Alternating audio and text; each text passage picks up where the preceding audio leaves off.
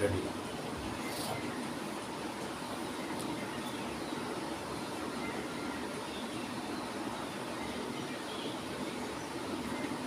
साधना का आज 152 दिन,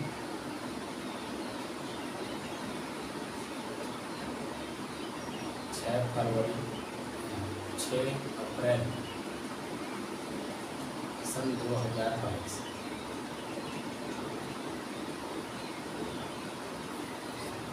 दिन बुधवार।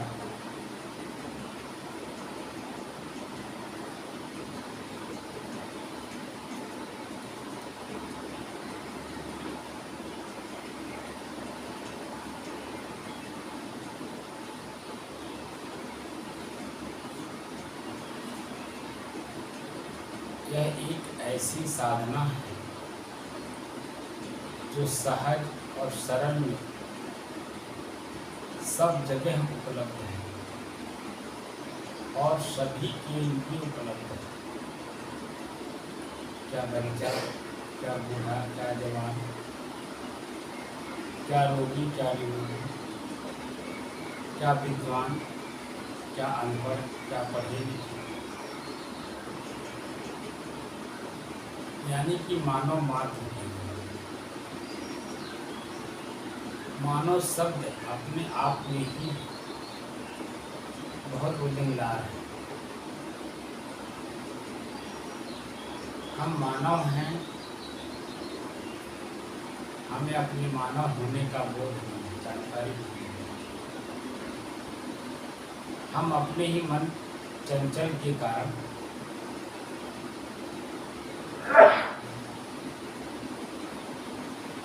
हम क्या हैं स्वयं, अपने ही स्वयं मनुष्य होने का पूर्ण जानकारी नहीं है।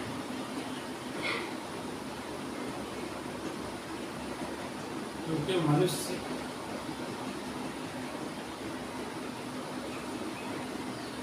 मननात् मनुष्य, शास्त्र हमारे कहते हैं मनन और चिंतन, विचार और विवेक जिसके जीवन में हो, वास्तव में वही मनुष्य है। वह गृहस्थ हो या विरक्त, कोई मायने नहीं रखता। विचार और विवेक, विचार व्यवहार में चलता है और विवेक अपने आप को जानने का एक साधन है। व्यवहार हम शरीर में हैं, तो शरीर में रहते हुए हमें परिवार और समाज में रहना है।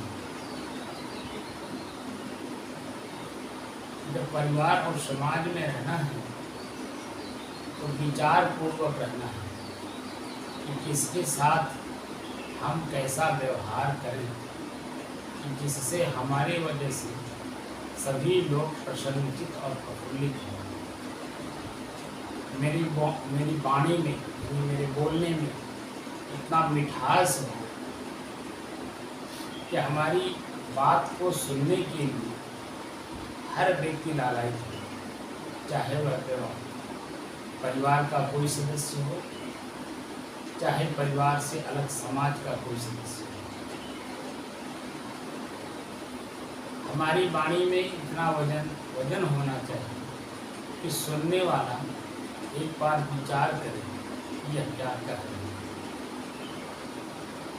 और शांत मन से उसे सुनकर अंदर ही अंदर वह प्रसन्नचित और प्रफुल्लित हो, यानी कि हंसते।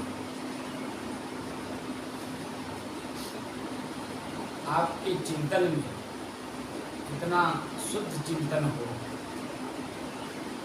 कि कोई बड़ी से बड़ी गलती भी कर दे तो उसे क्षमा करने में आपका मन बिल्कुल सहज और सरल हो। मानो कुछ हुआ ही ना। गलती किससे नहीं होती,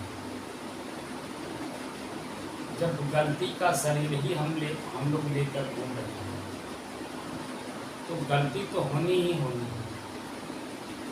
लेकिन इस शरीर को चलाने वाला जो चेतन है, चेतन का धर्म ही होता है वो शांत रहे, और स्वयं में वो शांत स्वरूप है ही, उसे शांत करने की जरूरत ही नहीं। लेकिन आपका अपना मन जो चंचल है, और इतना चंचल है कि वह पल पल एक एक सेकेंड कब क्या करेगा, क्या बोलेगा, क्या खाएगा, कहाँ बैठेगा, कहाँ चलेगा, कुछ पता नहीं। जो कि ये मन मेरा है, मैं नहीं हूँ। आजकल मैं लोगों से पूछता हूँ,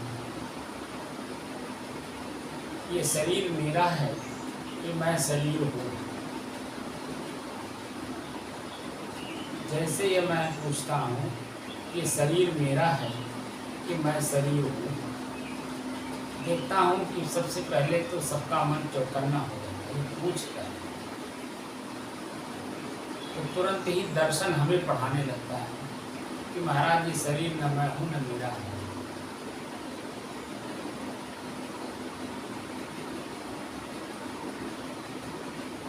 तो मुझे थोड़ा टाइट होना पड़ता है कहीं कहीं, और कहीं कहीं एकदम गंवार बनना पड़ता है कि भाई हम कितना पूछ रहे हैं उतना ही बताओ, ये शरीर मैं हूँ या मेरा है? इसके आगे एक शब्द भी नहीं। फिर भी वो हंसते हुए मुझे दर्शन पढ़ाता है, अरे महाराज जी मैं हूँ नहीं, मेरा है नहीं, ये तो भगवान का है।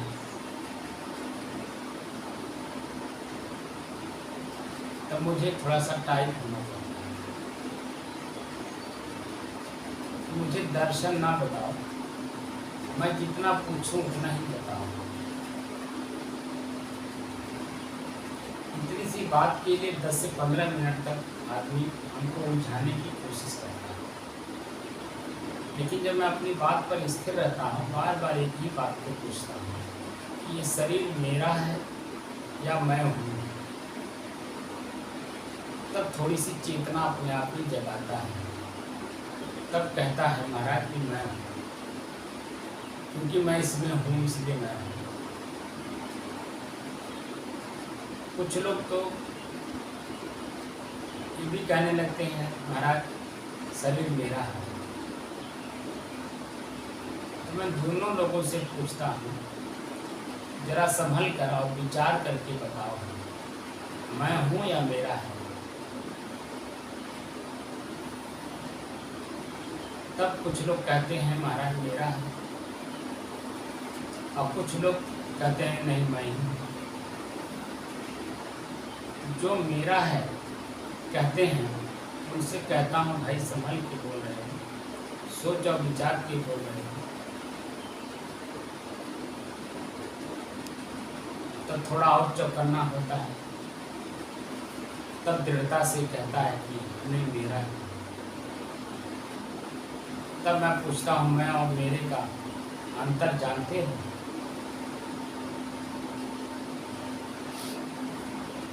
मैं मतलब मैं स्वयं, मेरा का मतलब मेरे से अलग, मेरे से अलग है वस्तु तब तो मेरा है। जब मेरे से अलग है तब तो मेरा है, और मैं स्वयं तब कुछ और चेतना में आता है।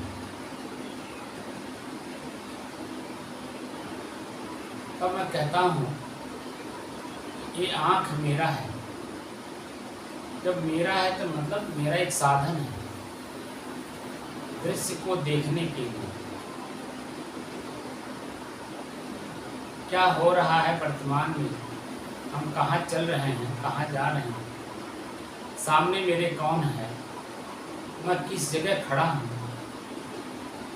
या मैं किस जगह चल रहा हूँ। सामने दृश्य को देखकर जानने और पहचानने के लिए आँख मेरा है। कान शब्द सुनकर हमें हमारे तक भेजने के लिए एक साधन है कि सामने वाला क्या बोल रहा है। सामने वाले के शब्द को समझने के लिए कान एक साधन है। क्या शब्द मेरे पास आ रहा है। जीभ स्वाद लेने के लिए और शब्द बोलने के लिए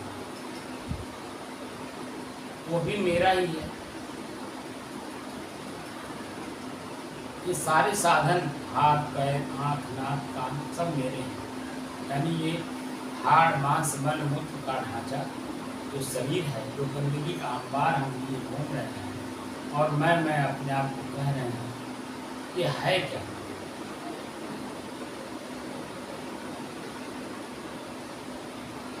और जो मैं बोलने वाला है वो इसी में है और शरीर को ही अपना मान करके नाना प्रकार की गलती करता है और चंचलता में करता है, लेकिन मन स्थिर नहीं, शांत नहीं है।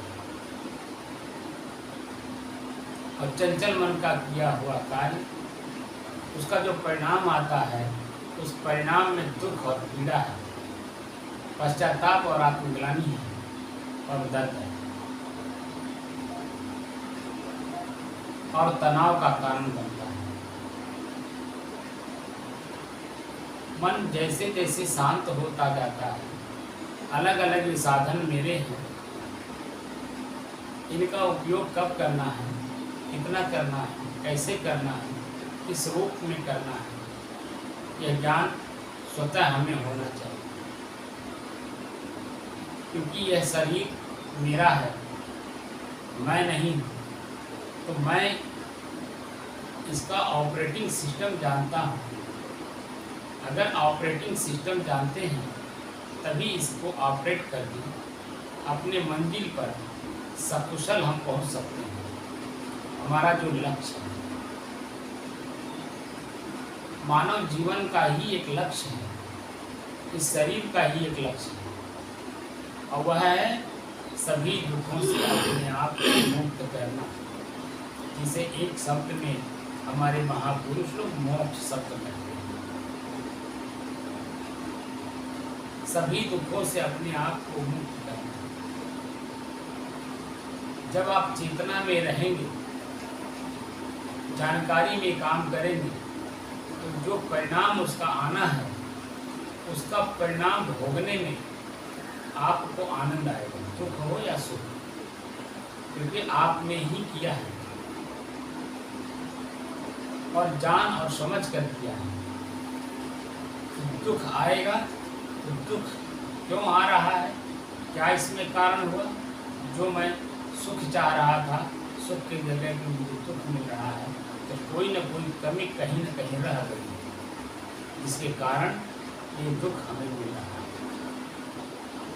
तो दुख में भी सुख देखने के लिए हम कारण का निवारण कर दें तो सुख दुख में भी सुख है, या दुख ही सुख में बदल जाएगा, क्योंकि वह जो कारण अभी रह गया है तो कारण का निवारण हुआ नहीं और वह निवारण हमें स्वतः ही करना है। और हम कार्य करते हैं चंचल मन से, स्थिर मन से करते नहीं, इसलिए वह दुख और पीड़ा मेरे जीवन में सदैव के लिए एक फाइल बन करके हमारे कंप्यूटर यानी मस्तिष्क में स्टोर हो जाता है और यही बुद्धि कहलाती है। और यही बुद्धि इस शरीर के बाद भी मुझे रहना है, हम रहते हैं लेकिन अन्य शरीर में, कुत्ता बिल्ली सुअर कुकर घोड़ा गधा कीड़ा मकोड़ा चींटी चोटा हाथी, जो भी आप चलते हुए जीव को देख रहे हैं, उन सभी शरीरों में आपको जाना होगा। और जो बुद्धि में आपने आज वर्तमान में इस शरीर से कर्म करके स्टोर कर रखे हैं, उनको सबको जाके भोगना है। एक परिवार के सदस्य या समाज का कोई सदस्य आपसे अगर जुड़ता है तो कहीं न कहीं किसी न किसी रूप में आपका और उसका लेन देन चल रहा है, अच्छे या बुरे के रूप में। अगर किसी सदस्य के द्वारा आपको सुख मिल रहा है तो निश्चित तौर पे उसने आपसे जो कुछ प्राप्त किया है वही आपको लौटा रहा है, और सूद ब्याज सही। लेकिन जो दुख किसी सदस्य के द्वारा मिल रहा है तो यह दुख भी आप ही का दिया हुआ है, और वह आप ही को लौटा रहा है समय पाकर, और सूद ब्याज सहित लौटाएगा। तो मन में कष्ट और पीड़ा क्यों है? क्योंकि मेरा ही दिया हुआ वस्तु मुझे ही वापस मिलता है। यह कर्म का सिद्धांत है, जो हम देते हैं हमें वही मिलता है। हम जो करते हैं उसी का परिणाम हमारे सामने आता है। तो हम दुखी क्यों हैं? क्यों ना अपने ही कर्म को हम आज वर्तमान में सुधारने का प्रयास करें।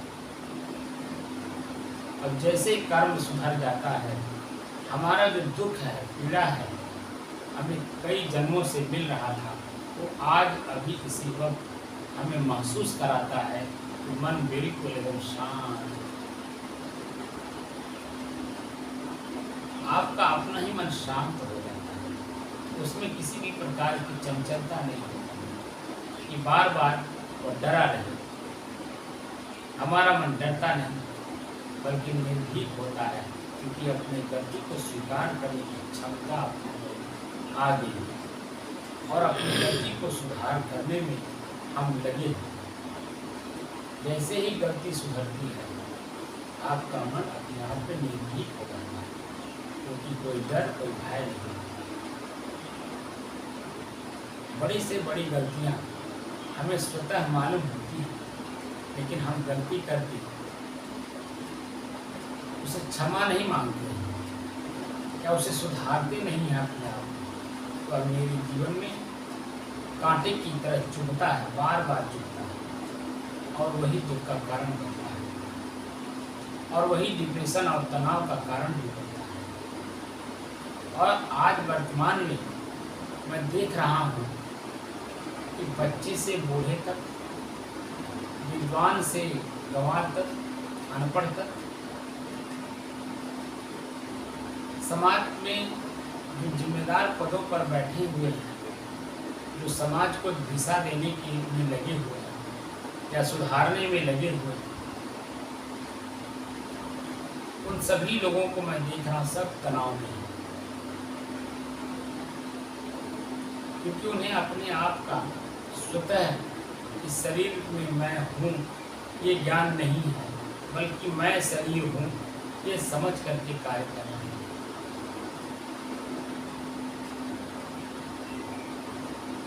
मैं एक चेतन हूँ, शरीर को ऑपरेटिंग सिस्टम मेरे पास है, इसका उपयोग कब करना है, कहाँ करना है, कैसे करना है, किस रूप में करना है, क्योंकि ये शरीर मेरा है, एक साधन है, एक साध्य को प्राप्त करने की। जो आप लक्ष्य बनाते हैं उस लक्ष्य में यह है आपका एक सहयोगी मात्र है, एक साधन है वहाँ तक पहुँचने की। हम अनादिकाल से, कोई सीमा नहीं है, कोई समय का, इस समय का सीमा नहीं है कि कब से हम शरीर पकड़ रहे हैं और छोड़ रहे हैं। पकड़ने में और छोड़ने में जो दुख और पीड़ा अपार सह रहे हैं, वो कब से हम सह रहे हैं कोई पता नहीं। इसीलिए मन और ज़्यादा चंचल हो चुका है, और चंचल मन को अगर शांत करना है तो साधन का उपयोग करना ही पड़ेगा। जैसे आपको अगर भूख का अनुभव हुआ कि मुझे भूख लगी है, तो बिना भोजन किए आपका जो भूख है वह शांत नहीं हो सकता, मिट नहीं सकता, लेकिन शांत होने में सहायक हो सकता है। जैसे आप अपने शरीर को भोजन दिए, भोजन का मतलब चबा चबा कर खाने वाली कोई भी चीज़ जिससे हमारा भूख दुख महसूस हो रहा है वह मिट सके। यानी शांत हो सके। और जिस भोजन में रस हो, रस बनता हो, खून बनता हो और शरीर को ऊर्जा प्रदान करता हो, ऐसे भोजन पदार्थ को शरीर को देने से शरीर हृष्ट पुष्ट और तंदुरुस्त रहता है और आपके लक्ष्य को पाने में सहयोग प्रदान करता है आपका अपना ही शरीर। हम अपने शरीर के साथ क्या कर रहे हैं, हमें वर्तमान में ज्ञान होता है, लेकिन हम उसमें स्थिर नहीं होता।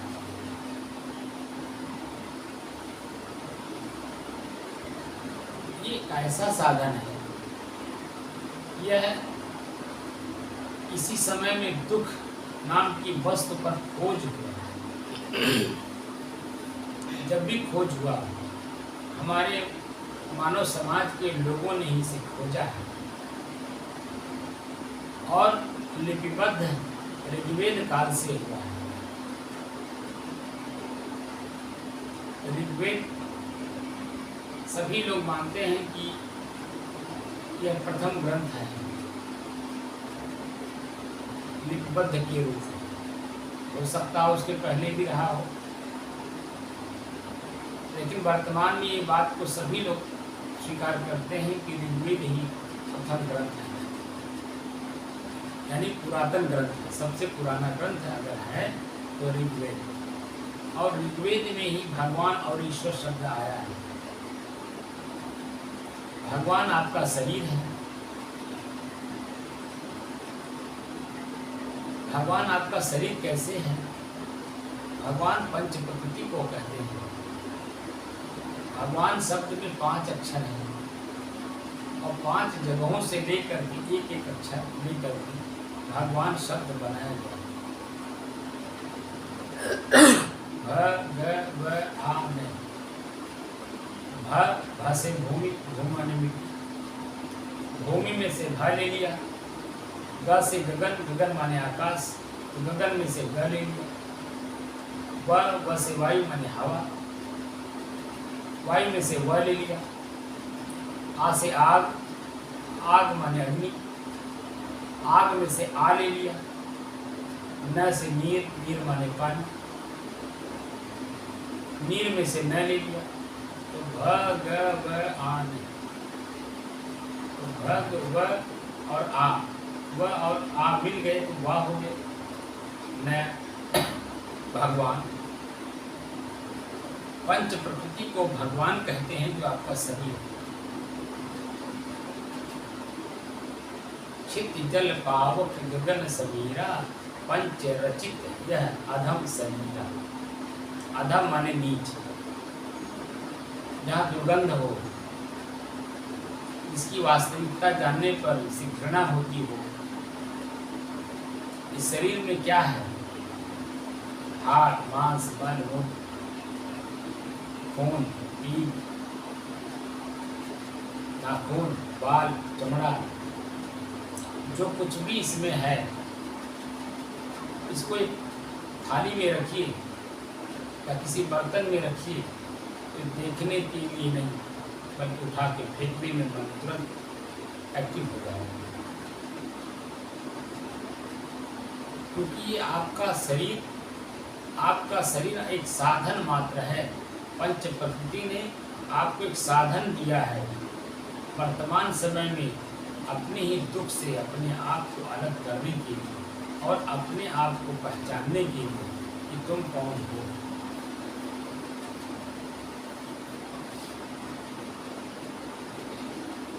तो ईश्वर क्या है? ई प्लस स्वर। ई माने है स्वर माने श्वास। अगर अपने आप को आप जानना चाहते हैं, वास्तव में अपने आप को जानना चाहते हैं कि मैं कौन हूँ, अगर मैं कौन हूँ इस शब्द को वास्तव में सार्थक करना चाहते हैं तो ईश्वर शब्द का प्रयोग करें और आराम से सुख के आसन में, चाहे आप पलथी मार के बैठिए, चाहे आप कुर्सी पर बैठिए, चाहे आप लेट करके करें, चाहे आप चलते फिरते उठते बैठते सोते जागते कभी भी किसी भी समय में इसका उपयोग कर सकते हैं कि अपना ही श्वास अपने से अलग होकर देखें, मेरा श्वास कैसे चल रहा है, क्योंकि ये जो प्राणवायु है ये भी मेरा है, मैं नहीं हूँ। जो श्वास अंदर हम ले रहे हैं इसे प्राणवायु कहते हैं। यानी इस जीवन को चलने का जो साधन है, जैसे मोटरसाइकिल चलने का साधन पेट्रोल है, ऐसे ही शरीर को चलने का साधन है आपका श्वास।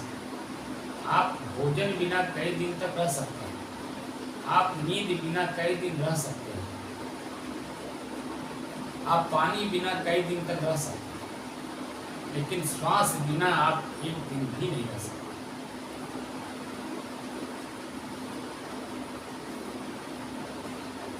श्वास जैसे रुका, ये शरीर अपने आप में बिल्कुल जिसकी वास्तविक स्थिति है, सड़न गलन, पीड़ा पड़ना, बिखरना, दुर्गंध आना, अपने आप में चालू हो जाए। जैसे ही आपका श्वास बंद हुआ तैसे इसकी अपनी क्रिया शुरू हो। जब तक आप इस शरीर में हैं, शरीर को चलने का साधन है श्वास, तो अपने ही श्वास को अपने से अलग होकर के देखना है और इसी का अभ्यास करना है। अभ्यास वैराग्याभ्याम तत्निरोध है। तत् माने वह, निरोध माने निराई। निराई का मतलब होता है उखाड़ कर फेंकना। खेत में विकार होता है, इसको खर कहते हैं।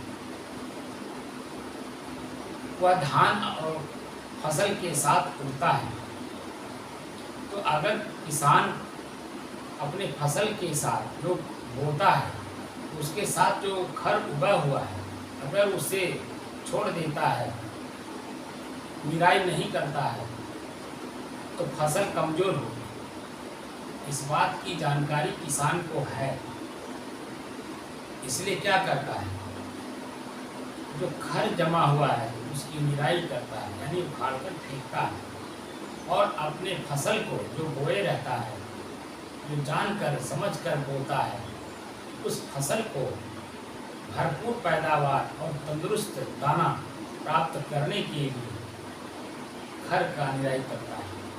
खर की निराई हो जाती है, जो फसल बोए हुए हैं वह अपने आप में तंदुरुस्त हो जाते हैं, क्योंकि जो मिट्टी का ऊर्जा है तो उसे भरपूर मिलता है। ऐसे ही आपके अंदर में सुख और दुख, पाप और पुण्य, हानि और लाभ खुद मन के अंदर में दोनों चल रहे हैं, साथ साथ चलते हैं। अब इसी को अलग अलग करना है कि किस कारण से मेरा मन प्रसन्नचित है, प्रफुल्लित है, यानी आनंदित है, सुख मिल रहा है। उसे तो हमें फसल समझ करके रखना है, लेकिन किस कारण से मेरे मन में दुख और पीड़ा आ रहा है उसे ही निकालना है। जिस कारण से मन दुखी हो रहा हो, पीड़ित हो रहा हो, पश्चाताप और आत्मग्लानि में डूब रहा हो, तनाव में जा रहा हो, उस कारण को ऑन द स्पॉट छोड़ देना होगा। अगर तत्काल नहीं छोड़ पा रहे हैं तो धीरे धीरे उसे छोड़ना है, जानकर, देखकर और समझकर, ताकि वो दोबारा मेरे जीवन में ना आने पाए। तत्काल छोड़ा हुआ चीज पुनः हमारे जीवन में वो आ जाता है, लेकिन जब हम उसे देखकर, जानकर और समझकर छोड़ते हैं तो पुनः मेरे जीवन में नहीं आ सकता। तो दुख क्या है ये बात की जानकारी हमें होनी चाहिए। हमारा मूल तत्व क्या है, जो इस शरीर को चला रहा है, जिसकी वजह से मन एक्टिव है। शरीर के सारे पार्ट्स यानी इंद्रियां एक्टिव हैं, यानी चेतनावान है। उस चेतना का अपना स्वभाव क्या है? धर्म किसे कहते हैं? धर्म लोग हिंदू मुसलमान से ईसाई बना दिए हैं। वास्तव में धर्म स्वभाव को कहते हैं। मिट्टी का स्वभाव, पानी का स्वभाव, अग्नि का स्वभाव, आकाश का स्वभाव, जो पंच तत्व हैं इनके स्वभाव को जानना, यानी अपने शरीर को पढ़ना, किस कारण से मेरे शरीर में किस प्रकार का हलचल हो रहा है, क्या विकृतियां किसमें आई हैं, उन विकृतियों को कैसे हम शांत कर सकें, और जो इस शरीर को चला रहा है जिसको चेतन कहते हैं, चेतन का अपना स्वभाव क्या है। चेतन का अपना स्वभाव शांत स्वभाव है और शांत रहना चाहता है, लेकिन मन इसे परेशान किया हुआ।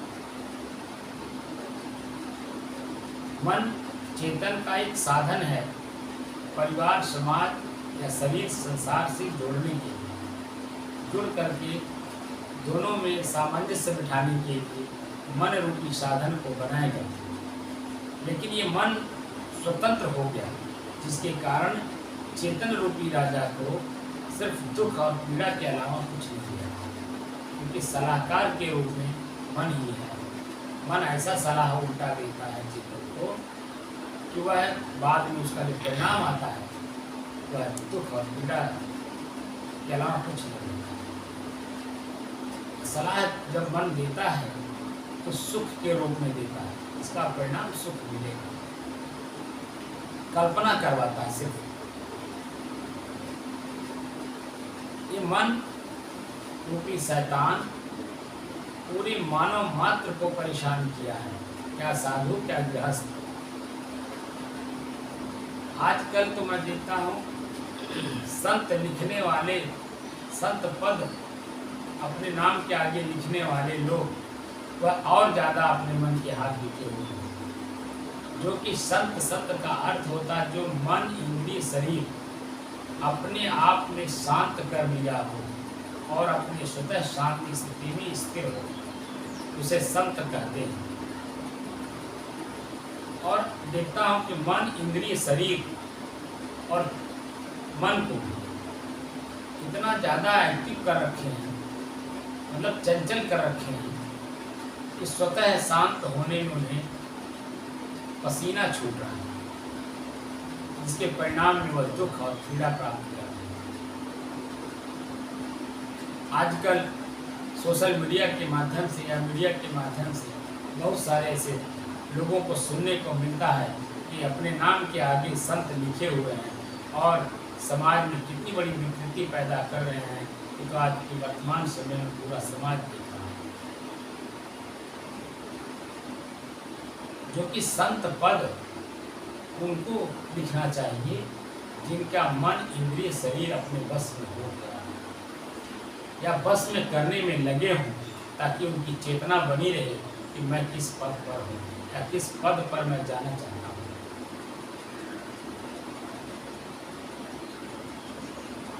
तो कुछ करना नहीं है, अपने आप को जानने का सीधा और सरल सहज रूप में आपके पास उपलब्ध है आपका अपना श्वास।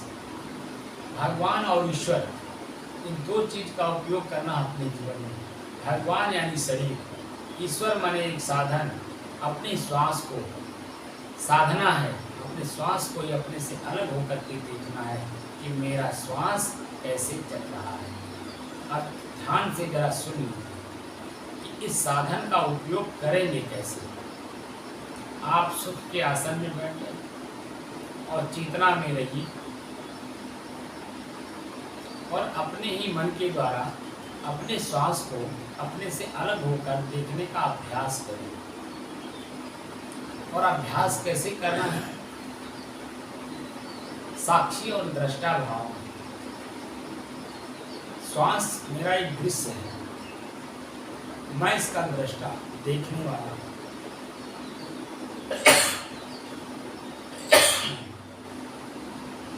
और इससे अलग हो।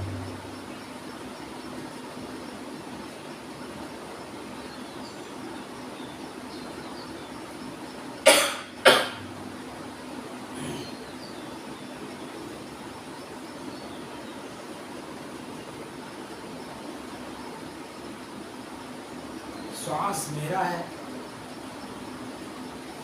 मेरा है का मतलब मेरे से अलग है। जब मेरे से अलग वस्तु एकदम स्पष्ट मेरे से अलग दिखाई देने लगी। और देखने की जो कला है वह महसूस करने वाली कला, क्योंकि इस आँख से दिखाई नहीं देगा। इस आँख को बंद करना है, कान को बंद करना है, यानी शब्द नहीं सुनना, आँख से दृश्य नहीं देखना, हाथ और पैर भी बिल्कुल बांध कर रखना है, इनसे कोई क्रिया नहीं करनी है, बिल्कुल शांत भाव में पलथी मार के बैठना और महसूस करिए कि मेरा श्वास मेरे से अलग है। और श्वास के माध्यम से जो हवा मैं अंदर खींच रहा हूँ, उस हवा में हमें क्या महसूस हो रहा है, ठंडी का, शीतलता का, गर्मी का या सामान्य। इसमें सुगंधी महसूस हो रही है या दुर्गंधी। इसमें मिलिएगा नहीं, मिलने का मतलब अगर सुगंधी आ रही है तो सुगंधी नहीं लेना है, मतलब आनंदित नहीं होना, प्रसन्नचित प्रफुल्लित नहीं होना है, सिर्फ देखना है महसूस क्या हो रहा है। क्योंकि मन की क्रिया को शांत करना, चाहे अच्छा हो चाहे बुरा हो, चाहे वो सुखदायक हो चाहे वो दुखदायक हो, किसी भी प्रकार का अगर मन में बुद्धि हो रही है, सुख का अनुभूति हो रहा है, यह भी क्रिया हो रही है। और जब क्रिया होगी तो मन शांत हो नहीं सकता। तो जब मन शांत हो नहीं सकता तो अलग महसूस होने में दिक्कत होगी, क्योंकि श्वास मेरा है, मैं नहीं। इसमें महसूस क्या हो रहा है मुझे, इसमें दिखाई क्या दे रहा है, सुगंधी दुर्गंधी, ठंडाई गर्मी शीतलता या सामान्य। तो जो कुछ भी हमें महसूस होगा उसमें सुख और दुख का अनुभव भी होगा। तो सुख और दुख से परे शांत स्वभाव। जैसे जैसे आप अपने श्वास को देखने का अभ्यास करेंगे और जितना ही देर तक बैठ करके अभ्यास करने का अभ्यास करेंगे, उतना ही जल्दी आपका मन शांत होकर सबसे पहले तो नींद आना शुरू होगा।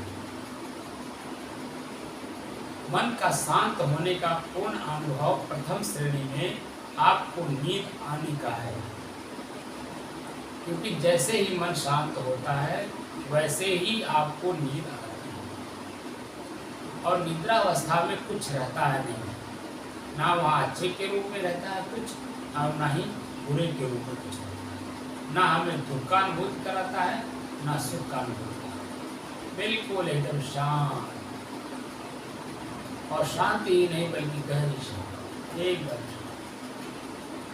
और इसी अवस्था को जागृत अवस्था में यानी चेतना में रहते हुए हमें महसूस करना है कि मेरा ही मन बिल्कुल शांत हो गया और दोनों चीज़ों से शांत हो गया, ना अच्छे के रूप में है क्रिया में और ना बुरे के रूप में,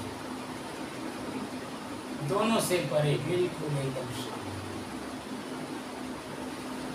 और ये अनुभूति भी मन ही से करना है,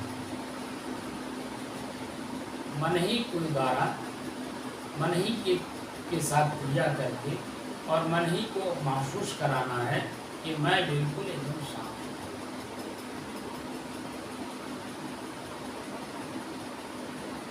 क्योंकि इसमें चेतना बनी रहेगी, इस बात का ध्यान रखिएगा। जैसे राम अवतार भाव जी, आप आते ही जैसे ही मन शांत होता है वैसे ही आप निद्रा अवस्था में चले जाते हैं, आपकी शरीर बताती है। लेकिन ऐसा नहीं, एकदम बिल्कुल चेतना में रह करके इसका अनुभव। और यही वास्तव में सदगुरु कबीर साहब की सहज साधना है।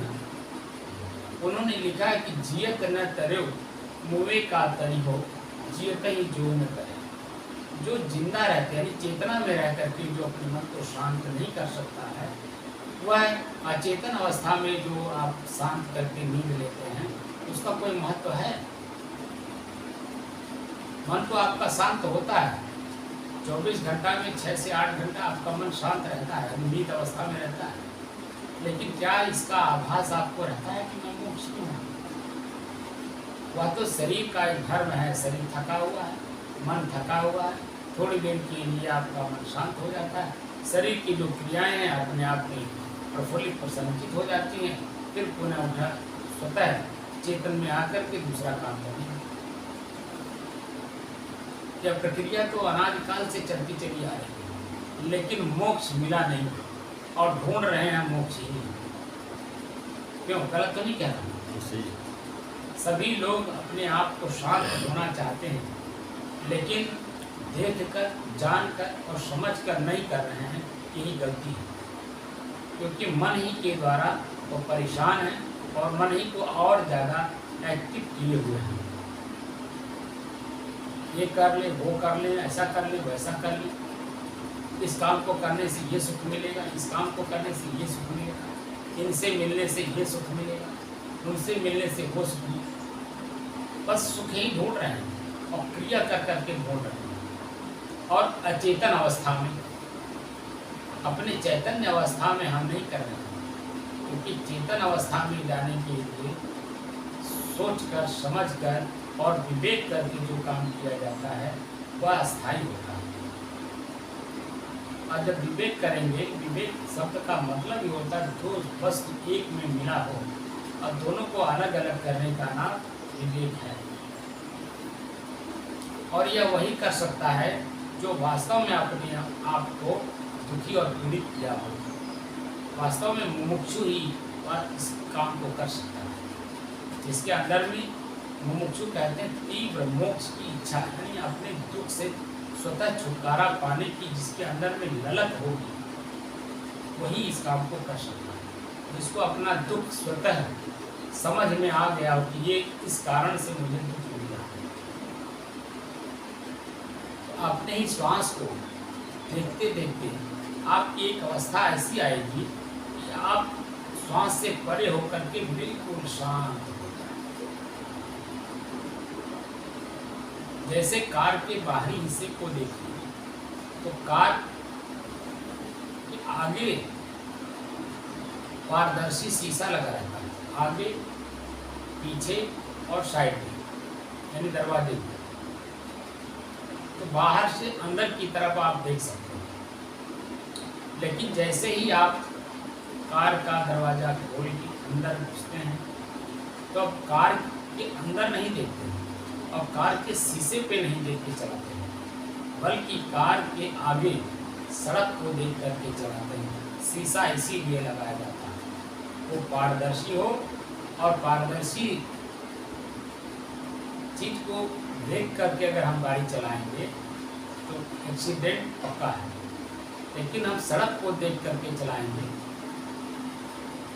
तो एक्सीडेंट कभी नहीं है, यानी दुख का कारण कभी नहीं है। श्वास को देखने का एक साधन है। जैसे कार के आगे शीशा एक साधन है सड़क को देखने के लिए, सुरक्षित चलने के लिए, धूल, गर्दा, मिट्टी, पत्थर, कंकड़ वह आपके आँख तक न पहुँच सके, इसलिए वह एक साधन है। ऐसे ही आपके अपनी चेतना तक पहुँचने के लिए श्वास एक माध्यम है, एक साधन है कि अपने श्वास को अपने से करके महसूस करिए कि मेरा श्वास कैसे चल रहा है। और तब तक देखिए जब तक आपका मन शांत ना हो जाए, क्योंकि यह चंचल हो गया है। अनेकों बातों को मन में सोचता रहता है, अनेकों स्थानों को देखने की ललक बनाए हुए, अनेक लोगों से मिलने जुलने, बातचीत करने की ललक बनाए हुए। इन सब चीज़ों को शांत करना और शांत करके अपने आप में अपनी चेतना में लौटना कि मैं कहाँ बैठा हूँ, क्या कर रहा हूँ, किसके साथ बैठा हूँ, इनके साथ हमें क्या वार्तालाप करना है, कितना करना है, कैसे करना है, किस रूप में करना है। एकदम वर्तमान में रहने की कला आपको आ जाएगी। जैसे ही आप अपनी चेतना में गए, आपकी अपनी चेतना पुनः जागृत हो जाएगी। वर्तमान में एकदम रहने की कला अपने आप स्वतः आ जाएगी। हाथ से देना है या लेना है, लिखना है, पढ़ना है, क्या करना है, कैसे करना है, किस रूप में करना है, ये पूरा आपको जानकारी है। पैर से चलना है तो कहाँ जाना है, आँख से देखना है, देख करके दृश्य मन में भाव क्या पैदा हो रहा है, भाव में क्या दुख सुख का क्या अनुभव करा रहा है, हमें जो कल्पना करा रहा है हमारा मन, ये किस रूप में करा रहा है। दूरगामी 20 साल बाद आप LIC करा लीजिए, आपके मरने के बाद आपके परिवार वालों को इतना लाभ हो जाएंगे, आपके न रहने के बाद आपके बच्चों को भी, हमारे न रहने के बाद हमारे बच्चे को मिलेगा कि नहीं मिलेगा कौन जानता है। वर्तमान में आप देखिए LIC वालों के ऑफिस में जा करके जरा पता कर, पता चला कि एक अक्षर का कहीं त्रुटि हो गई, महीनों घुमा दी। तमाम तरह की बुराइयां सामने दिखाई देती हैं, लेकिन फिर भी हम कल्पना करते रहते हैं। हमारे न रहने के बाद हमारे बच्चों को, वर्तमान में हमें कोई देने वाला नहीं, हमारे बच्चों को कोई पूछने वाला नहीं, हमारे न रहने के बाद कौन पूछेगा आप बताइए। वर्तमान की स्थिति एकदम स्पष्ट दिखाई दे रहा है कि मेरे रहते रहते मेरे बच्चों का हाल चाल पूछने वाला कोई नहीं, तो मेरे न रहने के बाद मेरे बच्चों का कोई हाल चाल पूछेगा। कितनी कल्पना की बात है, विडंबना वाली बात है, और हमारा मन उसी में दौड़ रहा है, दिन रात दौड़ रहा है। अपनी चेतना में हमें रहना है, वर्तमान में रहना है, और वर्तमान में जैसा सिचुएशन हमारे साथ है उसी में सुखी और संतुष्ट रहना है। गलती तब होती है जब हम चंचल होकर के कुछ का कुछ कर देते हैं, उसी में पीड़ा, दुख, पश्चाताप और आत्मग्लानि मिलती है कि हम ऐसा क्यों कर दिए। थोड़ी सी चंचलता, थोड़ी सी मन को स्थिर किए होते तो आज कुछ का कुछ जो हो रहा है नहीं होता। मन की शांति हर आदमी खोज रहा है, हर जगह खोज रहा है, मंदिर में, मस्जिद में, गुरुद्वारे में, चर्च में, इनके पास उनके पास, कितनी चीजों को गिनाए हैं। हर आदमी अपनी चंचलता के कारण अपने दुख को, अपने सुख को भूल करके दुख में एकदम पीड़ित है, दुख से पीड़ित है, और अपनी पीड़ा भूत, प्रेत, पिशाच, सोखा, ओझा, नाव, रहेगा, डॉक्टर, वकील, इनके पास उनके पास, जो कि सहज में आपके पास उपलब्ध है वो साधन और वो वस्तु भी, जो मंजिल है आपकी वास्तविक मंजिल है, वो स्वयं आप ही हैं, लेकिन अपने आप को बोध कराने वाला कोई मिल नहीं रहा है, जिसके कारण हम भटक भटक कर जीवन समाप्त कर दे रहे हैं। जैसे हिरण जेठ की दोपहरी में पानी की तलाश में भटक भटक करके प्राण त्यागता है, ऐसे हम मनुष्य होकर के सुख खोजते खोजते हम दुख में, पीड़ा में अपने शरीर को त्याग कर रहे हैं। छटपटाहट है मन में शांति का, लेकिन शांति मिल नहीं रहा। तो मैं चाहता हूँ कि संयोग है आप लोगों का वर्तमान समय में इस साधना के माध्यम से आप लोग स्वतः यहाँ आइए, जानकारी प्राप्त करिए। जानकारी ही प्राप्त मत करिए, बल्कि अपने जीवन में स्वतः उसे उतार कर उसे अनुभव करने का अभ्यास करिए मेरे साथ। मैं आपको उस चीज का अनुभव कराने के लिए ये साधना कर रहा हूँ, आप लोगों के लिए ही। मुझे व्यक्तिगत के लिए तो मैं तो चाहे जहाँ रहूँ, मैं, मेरा मन शांत रहेगा, मैं पेड़ के नीचे रहूँ या महल में रहूँ, शमशान घाट में रहूँ या आश्रम में रहूँ, कोई फर्क नहीं पड़ता है, क्योंकि मैं अपने ही मन के ऊपर 24 घंटे सवार रहता हूँ। एक एक मिनट इसको हम खाली नहीं छोड़ते, इसलिए ये मेरा मन मेरे पास हमेशा मेरे अधीन रहता है। और वही मैं चाहता हूँ कि आप लोग भी सीख लीजिए और जान लीजिए, परख लीजिए भगवान और ईश्वर है कौन।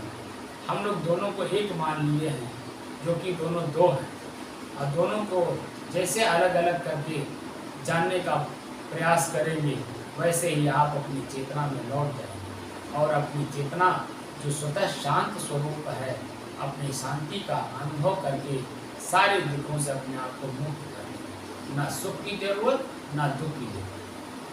आप जो दुख भोग रहे हैं मात्र सुख पाने के दृष्टि से, सुख को ही छोड़ दीजिए, दुख मिलेगा ही नहीं। ये मन सुख का पहले लालच देता है और दुख के गर्त में जा करके डूबो। आपका अपना ही मन, तो अपने ही मन से जो आप पीड़ित हैं, अपनी पीड़ा को समाप्त करने के लिए इस साधना का उपयोग करिए और अपने मन को समझिए और समझ करके इसे शांत करने में जो सहयोग हमारा लेना हो उसको लीजिए और मन को शांत कर लीजिए। एकदम सुख और दुख, पाप और पुण्य, हानि और लाभ दोनों से परे, दोनों से अलग एक ऐसी स्थिति है जहाँ पहुँच जाने के बाद आपको एकदम शांत शीतल, वहाँ न सुख है न दुख, न स्वर्ग है न नरक, कुछ भी नहीं, बिल्कुल शांत। और वही आप चाहते हैं। वास्तविक स्थिति तो यह है कि प्रत्येक मानव अपनी शांति को पुनः स्थापित करना चाहता है, लेकिन वह जानता नहीं। ज्ञान माने जानकारी, सिर्फ जानकारी, अंग्रेजी में थ्योरी करना। उसको प्रज्ञा जगाने वाले यानी प्रयोग कराने वाले जो साधन हैं, उनको कोई न उपयोग कर रहा है, न उपयोग करके किसी को करा पा रहा है। क्योंकि जब स्वतः ही उसको जानकारी नहीं है तो दूसरे को कैसे करा पाएगा। बड़े बड़े विद्वानों को मैं देख रहा हूँ, बड़े बड़े संतों को देख रहा हूँ, बड़े बड़े मठाधीशों को देख रहा हूँ, सिर्फ आदेश पालन करिए, ये करिए, वो करिए, ऐसा करिए, पूजा करिए, पाठ करिए, दुनिया भर का बवाल, जो कि किसी भी क्रिया में शांति नहीं है। चाहे अच्छे के रूप में क्रिया हो रहा हो, चाहे बुरे के रूप में, क्रिया तो क्रिया है, क्रिया का परिणाम मिलेगा, चाहे सुख चाहे दुख। सुख तो क्षणिक होता, थोड़े समय में, और दुख, पीड़ा, पश्चाताप ये स्थिर हो जाता। इसलिए अपनी शांत स्वभाव को, जो चेतन का अपना स्वभाव है, जो धर्म है चेतन का, उसे जानकर, समझकर और देखकर एकदम शांत हो जाइए। यही मेरी शुभकामना है। सारी